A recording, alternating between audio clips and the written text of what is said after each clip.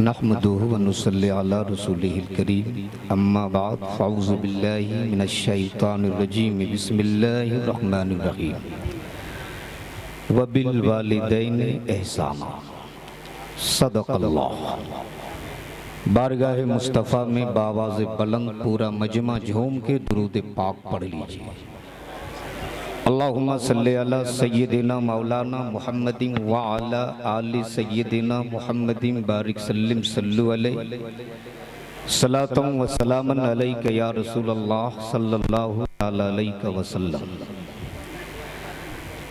इस वक्त मिंबर शरीफ पर जमात अहले सुन्नत के मुक़्तदर मुस्तनद उलमाए कराम और शौराए इस्लाम रौनक बज़्म है। आज तकरीर की नीयत से नहीं, बस चंद मिनट की हाजिरी लगाने के लिए आपके बीच आ गया। आप इंतशार का माहौल ना बनाएं। जिनको जहां जगह मिल गई है चट्टान की तरह बैठ जाओ, इसलिए ये दीवार तंग हो सकती है, दामने गरीब नवाज तंग नहीं हो सकता है। और ये हुजूम इश्क देखकर सिर्फ एक जुमला आ रहा है रब्बानी साहब कि दरियाए रहमत की मौज निकली है। हलचल कि दरियाए रहमत की मौज निकली है।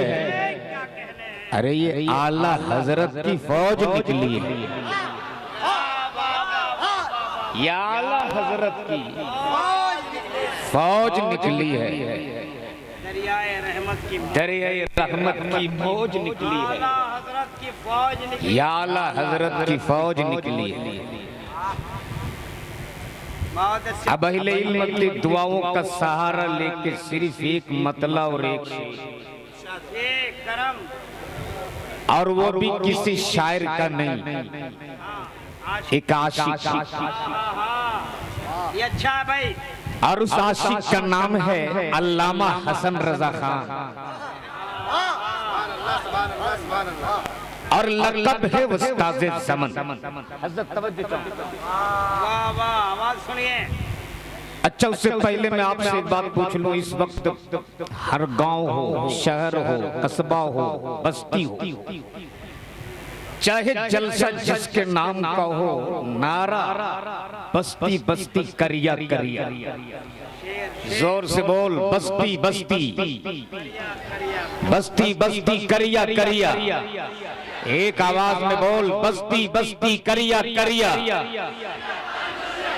अच्छा, एक बात बता दूं, इनमें कितने लोग हैं जिन्होंने ताजुश शरिया को देखा? जरा हाथ उठा के बताओ तो। हलचल भाई, सन 2016 में हुजूर ताजुश शरिया आए थे कटक रसूलपुर। अल्लामा रोशन ज़मीर साहब, ये गुलाम भी मौजूद था। 3:13 पे हुजूर ताजुश शरिया मिंबर नूर पे तशरीफ लाए और 10 मिनट के बाद लाइट चली गई। अब कमेटी वालों ने जानबूझ के वो लाइट गुल किया था या वो लाइट खुद गई थी, मगर वो लाइट गई थी। हुजूर तशरीफ फरमाते अल्लामा रोशन ज़मीर साहब, खुदा की कसम मिंबर रसूल पे बिला मुबालिगा बोल रहा हूं, उस अंधेरी रात में मेरे ताजुश शरिया का चेहरा इस तरह चमक रहा था, ऐसा लगता था किसी ने रेडियम में टॉर्च जलाकर बुझा दिया हो। ऐसा लगता था कि अंधेरी रातों में काले काले बादलों को चीर कर 14वीं का चांद निकल आया हो। उस अंधेरी रात में मैं सोचते रहा, या अल्लाह, जब अख्तर रज़ा की खूबसूरती का ये आलम है तो अहमद रज़ा की खूबसूरती का आलम क्या होगा?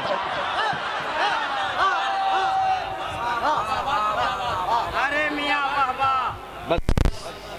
अच्छा भाई, उस्ताद ज़मन, तवज्जो उस्ताद ज़मन। हलचल भाई, आपके हवाले में पूरे कलकत्ते वालों को एक पैगाम देना चाहता हूँ। उस्ताद ज़मन। ये वही उस्ताद ज़मन है, उंगली में जख्म है, नासूर का शक्ल ले लिया, लोगों ने मशवरा दिया था डॉक्टर से दिखा लेना चाहिए। जानते हो उस्ताद ज़मन ने क्या कहा था? अम्मी से इजाजत ले लो, वक्त का सी पेशवा, दर्द हो उसके बदन पे, फरमाते अम्मी से इजाजत ले लो। मां ने इजाजत दी, उस्ताद ज़मन सीधे हॉस्पिटल।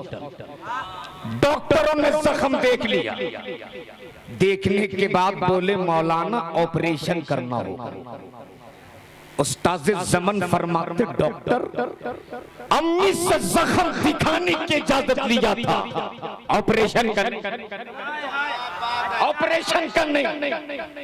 याद रखना मां होती है। क्या बात है भाई? अगर तुम अपने जिस्म की चमड़ी को उतार कर तपते हुए धूप में सुखाकर उसकी जूती बनाकर अपने माँ बाप को पहनाओगे ना, फिर भी तुम उसका हक अदा नहीं कर सकते हो। उस्ताद ज़मन फरमाते डॉक्टर अम्मी से जख्म दिखाने की इजाजत लिया था ऑपरेशन करने, पहले अम्मी से इजाजत ले लो तब। मां होती है, मां ने इजाजत दे दी। उस्ताद ज़मन फिर हॉस्पिटल लेटा दिए गए बेड पर, डॉक्टरों ने इंजेक्शन निकाला। उस्ताद ज़मन फरमाते डॉक्टर ये इंजेक्शन किस लिए, ये इंजेक्शन से तुम क्या करोगे? डॉक्टरों ने कहा था मौलाना ये बेहोशी का इंजेक्शन है, ऑपरेशन करने से पहले चंद मिनट आपको बेहोश होना होगा, ऑपरेशन करने से पहले कुछ मिनट आपको बेहोश करूंगा। इतना सुनना था। उस्ताद ज़मन उतर गए बेड से, बोल पड़े मुझे नहीं कराना ऑपरेशन, मुझको नहीं होना बेहोश, इसलिए कि मैंने जिंदगी की हर सांस होश में रहकर जीने का गम किया है, मुझको नहीं होना बेहोश। डॉक्टरों ने कहा मौलाना अगर मैं आपको बेहोश नहीं करूंगा तो आप मेरे ऑपरेशन के दर्द को बर्दाश्त नहीं कर सकोगे। इतना सुनना था। उस्ताद ज़मन की आंखें बरसने लगी, उस्ताद ज़मन फूट फूट के रोने लगे और हिचकियां ले लेके फरमाते डॉक्टर क्या मदीना छोड़ने में जो दर्द हुआ था उससे भी ज्यादा दर्द होगा, क्या मदीने की जुदाई में जो तकलीफ हुई थी उससे भी ज्यादा तकलीफ होगी। डॉक्टरों ने कहा मौलाना मैं डॉक्टर हूँ, डॉक्टर मुझको इस बात का अंदाजा है कि आप मेरे ऑपरेशन को बर्दाश्त नहीं कर सकोगे। मुझे ये नहीं पता कि आप मदीने को कितना चाहते हो या मदीने वाला आपको कितना चाहता है, मुझको इस बात का अंदाजा जरूर है आप मेरे ऑपरेशन के दर्द को बर्दाश्त नहीं कर सकोगे। उस्ताद ज़मन ने कहा डॉक्टर तुझको अपना काम करने में कितना टाइम लगेगा? डॉक्टरों ने कहा 15 मिनट। उस्ताद ज़मन ने कहा जा मैंने तुझको 18 मिनट दे दिया, जब तुझको मेरे जिस्म में कोई हरकत ना मिले तब तुम अपना काम कर लेना। अब उस्ताद ज़मन फिर लेटा दिए गए बेड पर। थोड़ी देर के बाद डॉक्टर ने सुई चुभोई उंगली में, देखा जिस्म में थोड़ी बहुत हरकत बाकी है। डॉक्टर रुक गए। आधे मिनट के बाद फिर सुई चुभोई उंगली में, देखा जिस्म में कोई हरकत नहीं। तब डॉक्टरों ने ताबड़तोड़ अपना काम कर लिया और अपना काम करने के बाद डॉक्टर इस इंतजार में कि उस्ताद ज़मन आंखें कब खोले, उस्ताद ज़मन आंखें कब खोले। जैसे ही 18 मिनट बीत गए उस्ताद ज़मन की आंखें खुल गई। जैसे ही आंखें खुली है डॉक्टर पकड़ पड़ा कदम नाश को और बोल पड़ा मौलाना इससे पहले दिल मैंने बहुत ऑपरेशन किए, लेकिन जरा ये राज तो बता दे, आखिर तूने मेरे ऑपरेशन के दर्द को बर्दाश्त कैसे किया? तब बोलता था समन फरमाते, डॉक्टर सीने में जो दिल होता है वो दिल मेरे सीने में होता, तब न तेरे ऑपरेशन का दर्द मेरी उंगली क्या महसूस करती। मैंने तो अपना दिल मदीने में डाल दी जाता, जब सीने में दिल ही नहीं तो दर्द कैसे होता।